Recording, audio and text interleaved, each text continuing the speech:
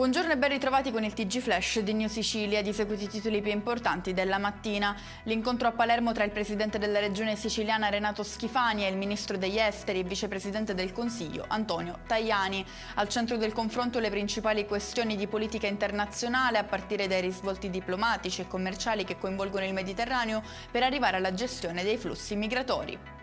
La cronaca: incidente mortale ieri sera a Catania sulla strada per San Giovanni Galermo, ad avere la peggio un 58enne che si trovava alla guida di una moto, letale lo scontro con un'auto. Muore dopo essere stata aggredita da un cane. È successo a una donna a Petrosino, in provincia di Trapani. La vittima, Irina Licari, si trovava davanti casa quando è stata azzannata.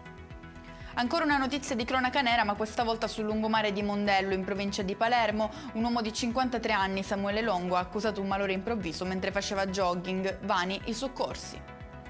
Si è tenuta nella sala riunioni della Questura di Catania l'Assemblea Generale del Sindacato Italiano Appartenenti Polizia SIAP, un importante momento di confronto e riflessione incentrato, tra le altre cose, sugli interventi volti al contrasto della carenza di organico. E con questo è tutto, prossimo appuntamento più tardi alle 19:30. Grazie per averci seguito, buon proseguimento di giornata.